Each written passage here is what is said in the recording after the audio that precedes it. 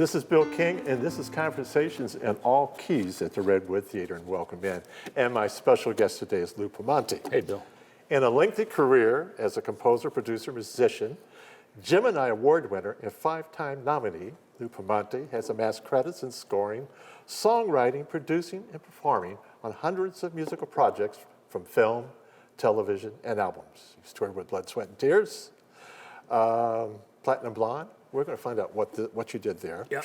Triumph, Jeff Healey, Kim Mitchell, and a long stay with Michael Bublé, and producing and writing some of his hits. Welcome in, Lou. Hey, man. You know this room well. Yes, I know this room well. I love this room. You had an Oakland stroke here. I had three Oakland Stroke shows here, one private and two public shows. Yeah, and they went really And I love it. I love this. It reminds me, you know, my band is Oakland Stroke, named after Tower Power, of course, who grew up in Oakland. And there was a club in Oakland that they played in when they were coming up and they were nobodies. And the way that Mimi describes that club is just like this club. This, yeah. Just like But this. this is how they look then. With the old, you know, with the distressed brick. It's an old building. It's over 100 years old. It's got vibe to it. It's great. I love it here. You know, it was great because I remember the first time I got you to walk in here. Yeah. And it was, I think, probably February. Yeah. And you look and you went, oh my God, this is in my neighborhood too. 10 minutes from my house. Yeah. And I said, the minute I walked in here, I said, I got to bring Tim Nodder down here. Yeah. Because I thought this is the new Orbit room. Yeah, and it is. It's worked out great for everybody. Yeah. I was reading some of your posts over the holidays, and you got about, I don't know, 300 pages into Barbra Streisand's. I'm about halfway through, which is about 600 pages. Yeah. I love Babs. But it's a lot. It's every detail. It's a lot. It's every outfit she wore and all that kind of stuff. Isn't that wild? I tend to, maybe gloss over the outfit parts. Yeah. But I love her so much. I didn't always love her. There was a time when, in my younger days, when I was more fusion-oriented and maybe more jazz-oriented, that I found her vibrato a little much, and maybe the showy musical theater aspect of her singing too much. But that went away when I married my wife, and my wife was a big Barbra Streisand fan. And now, when I hear her sing, I'm getting goosebumps thinking about her singing. Well, this sort of brings us to the fact that you've worked with, recorded many singers, produced them, and they don't come fully formed. Yeah. And when you read this book, Yeah. and you read about the 15, 19, 17, 18, 19-year-old, and a singer that absolutely refuses to take lessons, doesn't need them, just sings. Never had a lesson. Because she's got records. She spends her entire teens in the theater. Yeah. So her repertoire is not influenced. And she considers herself an actress first, and she's an actress who also sings. Yeah. And that reminds me of the famous quote from a friend of mine, which is, whatever you think of yourself is none of your business. In other words, the public or the industry will tell you what they want from you and what they need from you and what you're good at. It's fine for Barbara to think she's an actress first and a singer second. Mm-hmm. She's not. She's one of the most iconic singers in history, certainly of the 20th century, right up there with Frank Sinatra and Tony Bennett and all those people, and Aretha and Ray and all those people in a different genre. So it doesn't matter that she thinks of herself as an actress first, because she is a singer who also acts. I hate to break it to her. No, but I think the point was that having that background in theater as an actress, then you inhabit a song. Mm. And her choices of material... It definitely helps her. She was not influenced by the great American songbook. Right. She just heard songs that stuck with her. Yeah. And she sung them over and over and over and over and over and over. Yeah. I mean, as she grew older, she still sang them until she recorded them. Yeah. And they kept changing and evolving, but she also had a great arranger and keyboardist from the beginning. Yeah. And then she had the amazing... She had many great arrangers. Peter Matz and Marvin Hamlisch and all these guys, you know. So it's beautiful to see that. So you're working with singers all the time. I am. What goes through your head? You're going to evaluate this, because the singer comes to you and expects results. Right. You have to evaluate where the singer can go, because there's limitations and then there's the stretch. Well, look, take my solo album that came out about a year and a half ago. Okay. It's called Lou Pomanti in France. So I wanted to do a second solo album So what do? I do what I think I'm good at, and that is I have my friends come in, my favorite singers that I know, come in and guest with me, and I craft the arrangement and the production around that singer and try to make them sound as good as I can possibly make them sound. So I think the process is, I mean, if you don't know the person and they come out of the blue, and like, you have to listen and you have to see, you have to find out what they're good at, you have to find out what they're bad at. Okay. And you got to accentuate the positive, I mean, obviously. And I try to wrap them in beautiful arrangements. There are some singers that just wants piano. Mm-hmm.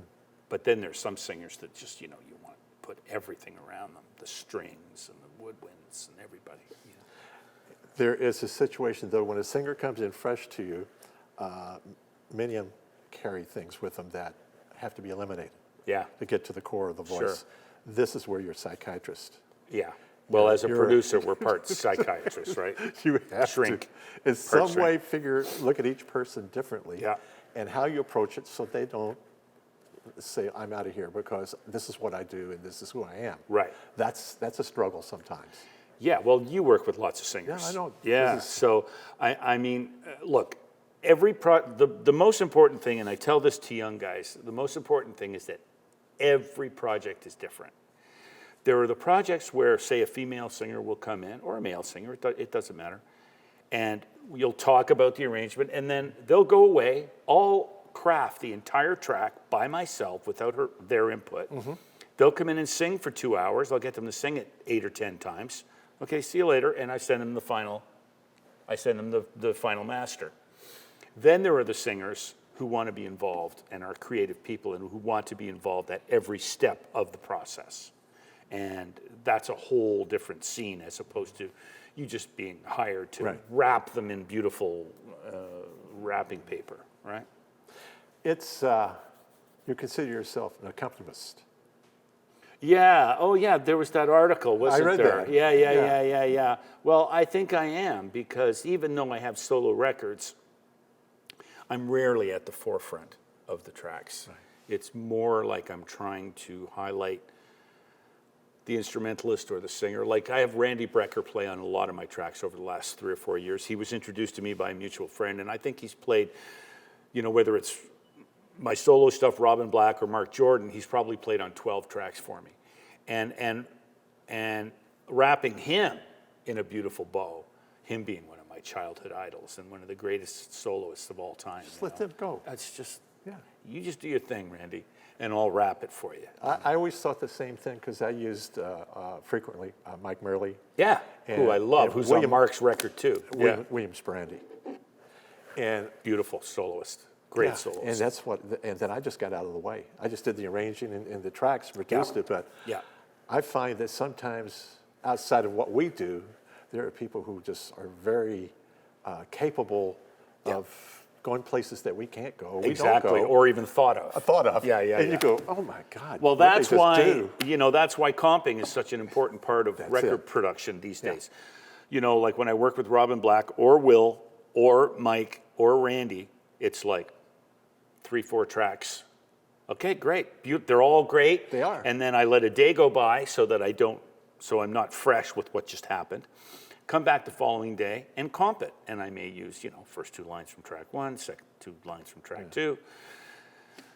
Because you're looking for gems. That's why a guy like Kevin Bright has had such a good session career, because he's going to give you stuff you'll never heard of. You've never thought of. Some stuff you don't want, but that's okay, because he's going to give you a little bit of magic. It's angular. He's going to give you a little bit of magic that nobody else can give you, and that's what producers are looking for. And you stop on the playback and you go, what just happened? Yeah, what's that? And then you go, how does it really fit in the context of everything? And usually it works.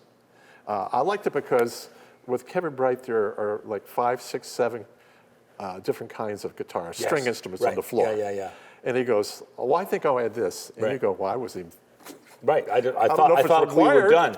I thought we were done. In my older age, I am such a fan of YouTube, and I travel the world looking at pianists. of every stripe. I don't know if you do that now, but I will.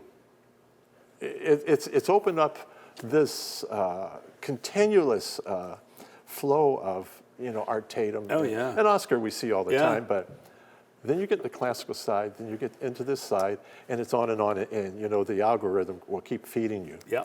And then you get into piano technique stuff. Yeah. Then you get into breaking down things or things that can really Yeah. help your playing. Yeah. And then you get into things as simple as just playing a note on the piano and going, oh God, I'm lost. When you hear some of the teaching in some of the early education, they're talking about, as pianists, we would play hand in a certain Yeah. way, the exercises. And all of a sudden, hand in the world of these incredible teachers is a single note, a certain style, the thumb forward, and this. Yeah. You had some of this teaching yourself on piano, or do you look at this and go, oh God, can I reassess some of the things I'm doing? I'm a student of YouTube University ever since it started, but Yeah. the most important thing that's happened to me with YouTube in the last 8 years is I've learned how to mix.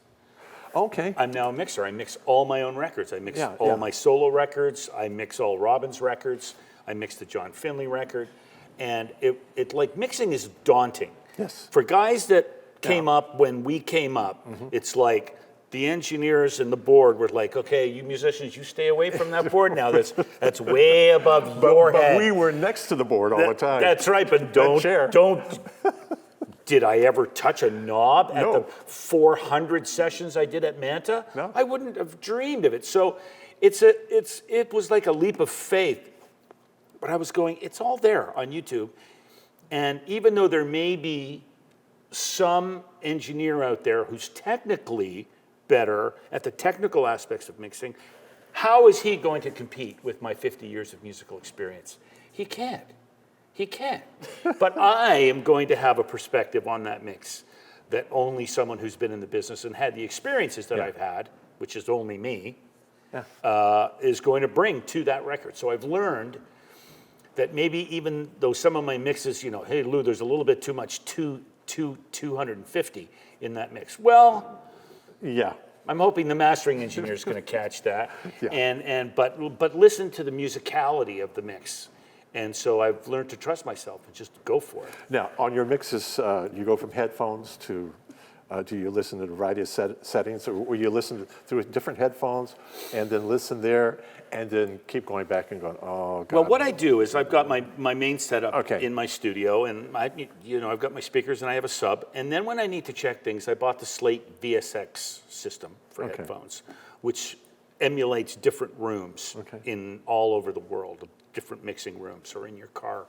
So it's kind of that's my B room check, is to go to the VSX phones, so I can listen to Stephen Slate's room in LA, or I can listen to Howie Wow. Weinberg's room in New York City, or whatever. So that's very good.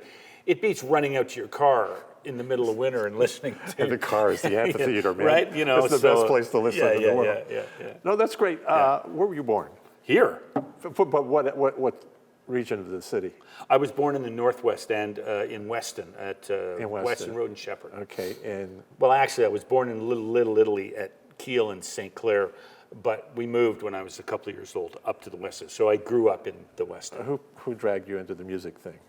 Okay, so it's funny. There is no musicality in my extended family. None. Zero. There's a rumor about my uncle Guido singing with big bands, but nobody's got a picture to back it up or anything. Did you do the DA ancestry? Yeah, I did. But no, there was no musicality at all. And I've got two older sisters, and my father forced them to take piano lessons when they were young. They both took piano lessons for 6 years and ended up at grade 3 and could barely play. So they gave up, and I was number 3. And I discovered the piano in our basement that was still there, that was given to us by my Aunt Rose. And I started plunking out myself when I was 12 years old. And my dad came up to me and said, "Do you want to take lessons?" I said, "No." He goes, he says, "I'll make you a deal. Take 6 lessons, and if you want to quit, you can quit. I'll never mention it to you again." I said, "Okay, as long as I don't have to take classical." So I go to, what's it called? Rose Music Center in Right. downtown Weston. Okay. And I was 12 years old, and they gave me an 18-year-old teacher who, guess who it was? It was Glenn Morley. Oh my goodness. So when I was 12, Yeah. 18-year-old Glenn was my first music teacher. That's fantastic. Isn't that great? Yeah. And we did 6 months with Glenn, and I switched and went to the Royal Conservatory and studied classical for the next 6 years. Really? Yeah, and then I went to Humber. Daily. I mean, you were in there every week. I was practicing 6 to 8 hours a day all through my teens. Yeah. And then when you went to Humber, you got the training and When I went to Humber, I arranging and a stopped the Royal composer. Conservatory because they were like, Right. they were like, Right. one would say black, one would say white. Right. So I cut out the conservatory, which I'd had enough of anyways. 'Cause then you- believe me, I'm no classical pianist. But the thing was to have that touch and to have those are the things where you Right. develop all the And the sight reading really the helped. sight reading really does. Yeah. The composition and arranging skills. This is stuff you developed at Humber. Yes. Yeah. Okay. And But I'm telling you, Right. I think when I first started getting busy in the studio session in 1983, when I was 25, I think one of the things, there was obviously, it's never one thing, but I think one of the things that cemented it was they couldn't throw anything at me that I couldn't sight read. Yeah. I had been reading Debussy and Ravel Yeah. and Mozart and Beethoven, even though I was playing them badly by classical standards, yeah. I could still read them. So, I mean, to get a part at a session for a jingle or a TV show or a record just- or whatever. yeah, they were pretty easy. It was easy. But I found out one of the things I really loved as a kid was go to the library and get the scores. Oh, I never did that. I got the records, but I never got the scores until I was in college. Yeah, I would have Yeah. Beethoven, And follow the score. follow the score. Fantastic. And then work the way up to Stravinsky. Yeah. And then, you follow The only thing I those lines, couldn't yeah. understand with those classical dudes, man, and I still can't understand is why they read a transposed score. Why don't they use a concert score? Because Yeah. you're like me. Yeah. If you're following along, Yeah. I don't want to have to transpose the trumpet note. No. Or the bass clarinet note. Yeah. I want to see what the pitch is, not their pitch, right? So I found that very frustrating. Now, was there a arranger of anyone you said, oh, God, everything he does, he voices it beautifully. He gets the violins, he gets the strings, he gets the horns. They're in the right register. They're where their harmonic Right. parts are together. It's just beyond anything I can understand. Johnny Mandel. Johnny Mandel. Absolutely. Number one. Absolutely. I get goosebumps talking about that. Yeah. He just died a couple of years ago. Yeah. That guy, I mean, Here's to Life, that arrangement Yes. for Shirley Horn. Unbelievable. Anything that has to do with The Shadow of Your Smile, which Johnny wrote, just the gushiness Yeah. of that richness of those voicings and the strings and the lower strings and stuff like that. It's just beautiful. David Foster says the same thing. Yeah. And those are the rare ones, aren't they? Oh, They- Pete Rugolo. Yes, yeah. Peter Matz, Ralph too. Burns. Peter Matz did. Yeah. Because, I'm 15 or 16, I'm listening to Peter Matz and I don't know it. Right. With the Streisand records. Exactly. And you're, Exactly. You're going, this is how this is built Yeah. up so beautifully. Yeah. Now you're in this time of your life. You had this great run with Michael Bublé. Yeah. A couple of hit records there. His biggest hit. His biggest hit, yeah. And so now you're having fun with your own band, Oakland Stroke. Yeah. Your other projects that you're doing, your soul review Yeah. kind of thing. What's on your mind? Well, I decided, I'm 65 now, I decided in my late 50s it was time to stop worrying about money. I had had a good enough career that money wasn't really an issue. Like I had no problem making my mortgage or anything like that. So I didn't really have to get up and work. But what I wanted to do is I had spent a lifetime, working on other people's music, playing sessions, whether it's jingles, records, or TV shows, writing jingles for 15 years. I was always the behind the scenes guy.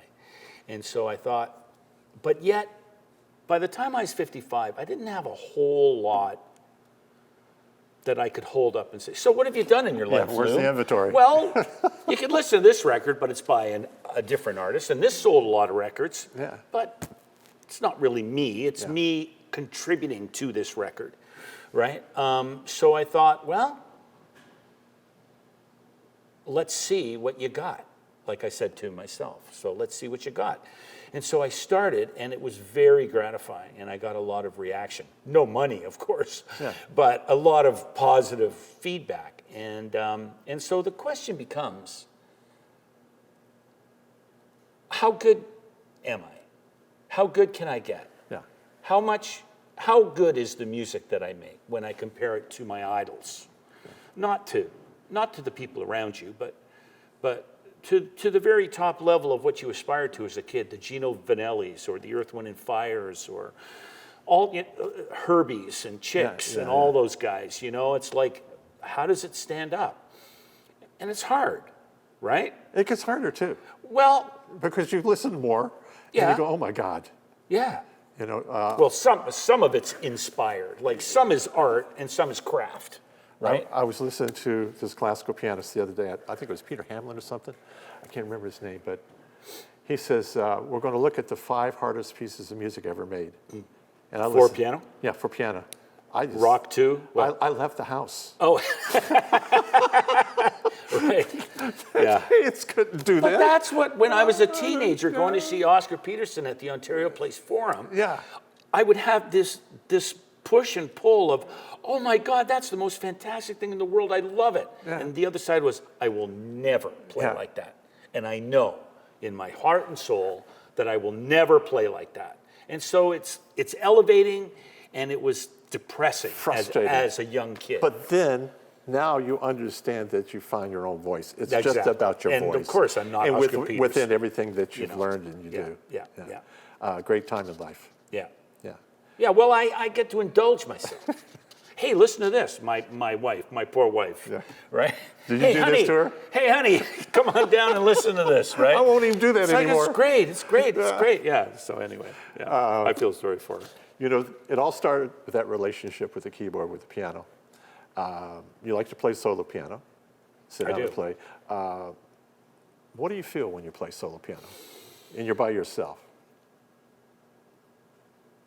When I was younger, I used to improvise at the piano all the time. Yeah. I found it very freeing to just absolutely not improvise to a tune, just improvise from zero, just the way that Herbie and Chick used to do that.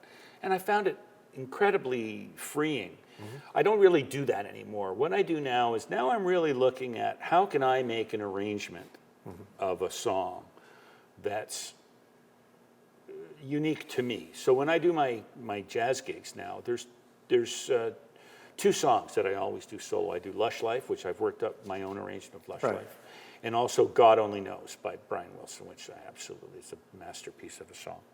And I play them differently every time. So that's my outlet for solo piano right now. And what I would love to do is I would love to have an hour of solo piano that's worked out with set arrangements that I can improvise within, but that I have set out because I think that'd be a gas. It's good stuff. Yeah. So you got some projects going on the move. I do. And let's start with one first. Anyone in particular you'd like to start with? Yeah. Well, I just released a joint solo record with Robin Black. And it's Robin Black and Lou Pomanti, and the album's called Butterfly. Mm-hmm. And that's been a labor of love. I finally met a singer that I don't charge a cent to. It's just she's my collaborator. Yeah. Yes. We write together. I find her voice uplifting. She gives me goosebumps every single time. And she's one of those intuitive singers that I'm always amazed. It's like turn the mic on and shut up and just let her go, just like you were saying. So we have an album release party coming out February the 15th at Dundas 3030. I would have had it here, but we were forced into having it in the West End. So I understand. Yeah. It's foreign territory over there. I don't like crossing Yonge Street, Bill. That's been something. Toronto is 2 cities now, right? Yeah, but I think something that COVID taught us that a lot of those venues are gone, so you're going to have to go wherever there's a venue. Right. And I think we will see more of that. Yeah. So that's great. And to have those kind of relationships and to do that, you're absolutely right. I wish I had met her 20 years ago, but of course she would have been 15. Right. So that wouldn't have worked How out. many 15-year-olds? We've all worked with 15, 16, 17-year-olds in our right. lifetime. Other projects. Oh my gosh. I've been doing a lot of sessions at the house. I've been doing a lot of string and horn writing for artists all over the world. I just finished one in Prague. And I just did an interesting project that you'll be interested in. He's a smooth jazz artist out of Nashville. His name's Les Sabler. But that wasn't the interesting thing about it. He called me after I produced a couple of songs for him and said, would you mind putting together my book for me, my horn book? Because it's kind of all over the place and it needs someone to, consolidate it and make it right. He says, I'll send you the original scores and you can make the book out of them. Well, he sends me the original scores and 6 of the tunes are by Jerry Hay. Okay. For you folks that don't know you know who Jerry Hay is, but Jerry Hay is one of the best small band horn arrangers of all time, from Seawind, everything from Michael Jackson Thriller to everything. So you never know. See, if I had said no to that job, if I had said, I'm too busy, I don't really care, I've never heard of the guy, blah, blah, blah, I would have never been in possession of these 6 original Jerry Hay scores. And I'm looking at this and I'm learning more in an hour of looking at these Jerry Hay scores than any teacher ever taught me in any school. And it's at the position ever went where to. what horns are on top of the... It's written in his hand, okay? He doesn't use notation software. So it's him, pencil, and it's photocopies of his pencil scores. And it's like, one thing I didn't know that he did, which was totally interesting, was, let's say he's got a 4-piece or a 5-piece horn section that he has to deal with for this thing. Well, it'll be 4-piece, 4-piece, 4-piece, until he gets to the chorus and he wants a bigger sound. Well, he writes 7-piece. Or he writes 9-piece, or he writes 6-piece or 7-piece. Then he goes back to the 4. And he doesn't care. He just gets the guys to overdub. And it's funny, I had always had in my mind, Keep the 4 going. I got a 4-piece horn section. I'm going to write 4-part. I'm going to write 4-part harmony all through. And it's like, well, no, that he doesn't do that. It's so funny. That's great, though. It's interesting, That's and really of course, that's how, like on Steely Dan records, when Tom Scott, arranged all the horns for the great Steely Dan records, he did that too. I only now realize where it might be 2 horns starting, and then as it grows, he adds a 3rd and a 4th and a 5th and a 6th and a 7th until he finally gets that sound that he wants. Yeah. But once again, social media. So I look at his scores, and they're in transposed, which makes no sense because pop guys use concert score. Classical guys use transposed score, That's right? So I'm friends with Jerry Hay on Facebook. So I figure I'm going to send Jerry Hay a private message.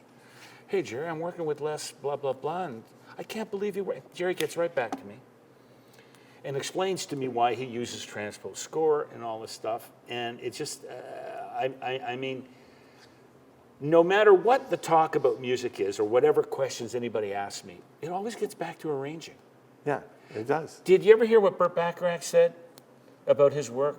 No. He said, I'm a composer, an arranger, and a piano player, and I'm all these things. And he says, I get joy out of all of them. He says, but the thing that I get the biggest kick out of, more than the songwriting, is when I write an arrangement for orchestra, and I stand up on the podium for the first time, and I count 1, 2, 3, 4, and they start playing, and I get to hear my arrangement. Yeah, that would just... Arranging is a thing that people fantastic. who don't do it, they don't understand, well, first of all, the power. You're telling everybody exactly what to play. Like, it's not a jazz group, right? If you're writing an orchestral arrangement or a horn, I mean, these guys are playing exactly what you wrote. Yeah. So it's a bit of a power trip, too. Yeah. A bit of an ego boost if it sounds good. If it doesn't sound any good, you want to slit your wrists. But I watched the interview with the guy that was Leonard Bernstein's assistant. Did you watch this? Have you seen this? Oh yeah, no, I saw the movie. This is one where he's talking about Bernstein did that, redid the West Side Story in '82 or '84. German company came along, Duchess Gramophone, said, okay, we're going to give you the money, and you go record it with opera singers. Go record it with the best singers. Redo it all, and we'll pay for it. So his assistant had to get the original scores from the 50s, right? And take them in. He said, go get the scores. Well, he gets the scores, and there were hundreds of wrong notes. Really? Hundreds of changes it had to make. And he talks about how he had to go page to page and make corrections, right? Because on the originals, when they were thought of as just one-offs. So when you went in the studio, this was the part, so you make the correction in there, and you just blot this out. Oh, I well, see. so when you go back in the archives and you get this stuff, you don't know where you're going with, so you had to go page by page by page through the whole score and make those corrections, and then go to him and go, are we sure this is the note? So they're all marked up. And They're all marked up, yeah. and to do stuff like that. And I just know, I have the book, the West Side, I still think West Side Story is the greatest. Oh, unbelievable. But just to sit with the book in the keys that we're in, and just look at it as a keyboard player and play through it, and look at it, it's just marvelous. It is. To hear the it's chords. unbelievable. And so the last question I have is when you get in a rut like this, Am I in a rut? No. Whenever you get in a rut like this, do you find sometimes it's great just to go and find another composer or a classical composer and just look at their music and look at the architecture of that, and you go, oh, there's a place I could go. Yeah. And for me, it's Ravel and Debussy. Well, yeah, that's always great. Yeah. I'm Prokofiev to a certain extent, but the same way Ravel too. The same, and you go, oh my God, how did they do that? Yeah. Yeah. These sort of things are kind of. I keep those books on my piano Okay. at all times. I got a bunch of Ravel music, I got a bunch of Debussy music, and I'm always trying to play them badly. You know, like not trying to play them badly, No, but but you know, playing them badly. But just to find how this happened and what this movement was. Well, and you how know they what got it's into like it. too. You get tired of yourself. Oh yeah, very easily. Right? Like you always go to the, no, that's not, really, am I going to go there again? That same place I go all the time? So yeah, you go to your favorites and you go, well, I would never have thought of going there in a million years, right? Well, another side of what you do is music director. Yeah. Okay, Rock of Fame show. Yeah. I remember seeing the ending of this, Right. the finale. Right. You standing on stage with all these dignitaries from the music world. That's right. Conducting, and you look like you were losing it. I was blissing out because it was Yeah, you were sounding blissed. good, you know? We did, I did 2 shows last year at Massey Hall. I did the Canadian Songwriters Hall of Fame, where we inducted David Foster, Alanis Morissette, Bryan Adams, and I'm going to forget one person. I'm so sorry. I can't remember who it was.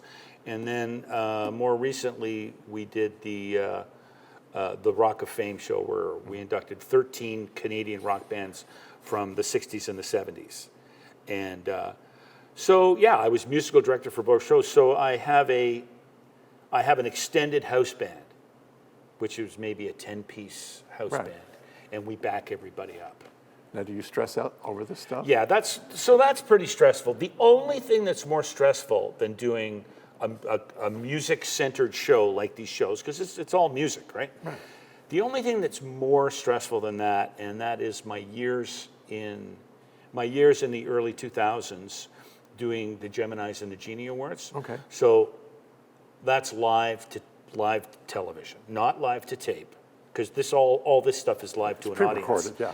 But this stuff is live to air, which means you got the headset on and the director's yakking in your ear, and the stage director is counting you down at a commercial and going into commercial. And so everything is timed to the half second.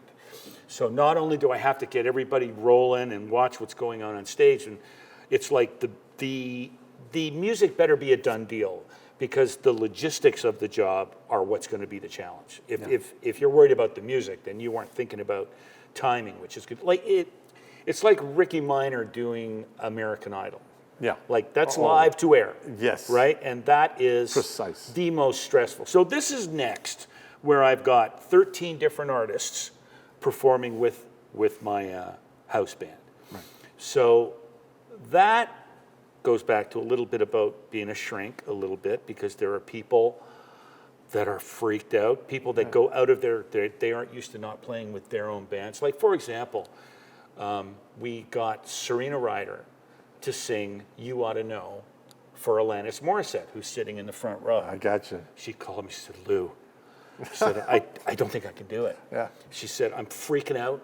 She said, she's my idol. She says, when I was 13 years old, when that record came out, I used to perform barefoot in my bedroom in front of a full-length mirror, performing You Ought to Know and dreaming I was at Massey Hall. She says, I don't know if I can do it for real. And I said, Serena, the only way to do this is to put yourself back in that moment. Come out with no shoes on and think of that mirror and put yourself in your bedroom and do it just like you used to do it in your bedroom. Have the fun. Afterwards, she thanks me. She said, thank you for saying that. Otherwise, I would have exploded with fear doing it for Alanis. So there's that whole aspect of it, too. Yeah. Lou, it's been great.